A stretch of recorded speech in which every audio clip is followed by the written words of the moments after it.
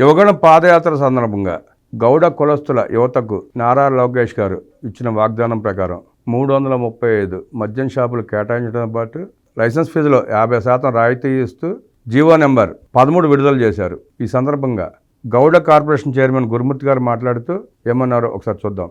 గీత కులస్తులకు యువనేత నారా లోకేష్ యువగణం పాదయాత్రలో ఇచ్చిన హామీ మేరకు ముఖ్యమంత్రి చంద్రబాబు హామీని నెరవేరుస్తూ జీవో 13 ద్వారా గీత కులస్తులకు మద్యం దుకాణాల్లో 10% వాటా కింద 335 మద్యం దుకాణాలను కేటాయించారని గౌడ కార్పొరేషన్ చైర్మన్ వీరంకి గురుమూర్తి పేర్కొన్నారు. ఈ సందర్భంగా కూటమి ప్రభుత్వానికి ధన్యవాదాలు తెలిపిన ఆయన మద్యం దుకాణాల లైసెన్స్ ఫీజులోనూ 50% రాయితీని అందించడం ద్వారా వారి ఆర్థికాభివృద్ధికి కీలక నిర్ణయం తీసుకున్నారని తెలిపారు.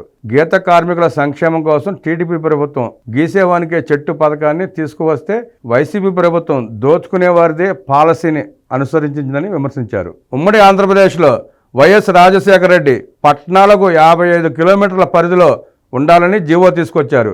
గత 5 ఏళ్ల పాలనలో జగన్ రెడ్డి జీవో 693 తీసుకొచ్చి 100 కిలోమీటర్ల దూరంలో కళ్ళు దుకాణాలు ఉండాలని నిబంధనలు పెట్టారని గుర్తు చేశారు. గీత కార్మికులకు 50 ఏళ్లకే పెన్షన్ టీడీపీ హయాంలో ఇవ్వడం జరిగిందని తెలిపారు. వారికి 105 కోట్లతో సంక్షేమ కార్యక్రమాలు నిర్వహించినట్లు చెప్పారు. ఎన్టీఆర్ హయాంలో గీత కార్మికుల కోసం 60 ఎకరాల భూమిని కేటాయించి నీరా తాడి పరిశ్రమను స్థాపించేందుకు కృషి చేసినట్లు గుర్తు చేశారు. కూటమి ప్రభుత్వం హామీ మేరకు 20 లక్షల ఉద్యోగాల కల్పనలో భాగంగా రాబోయే 5 ఏళ్లలో చిన్న పరిశ్రమల ద్వారా ఉద్యోగాలు సృష్టిస్తామని అన్నారు. బీసీలకు స్థానిక సంస్థలలో 33% రిజర్వేషన్లు టీడీపీ ప్రభుత్వం కల్పించడం ద్వారా రాజ్యాధికారంలో భాగం కావడం సాధ్యమైందని చెప్పారు.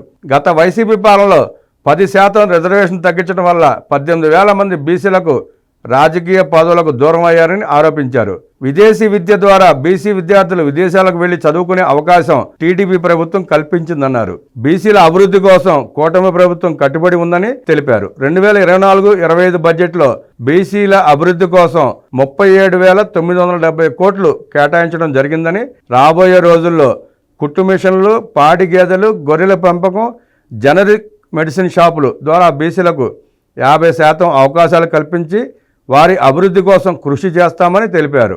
గత టీడీపీ ప్రభుత్వం విదేశీ విద్యోన్నత పథకం కింద వేలాది మంది బీసీ యువతను రకరకాల దేశాలకు పంపించి, అమెరికా, ఇంగ్లాండ్ రకరకాల దేశాలకు పంపించి చదివించింది.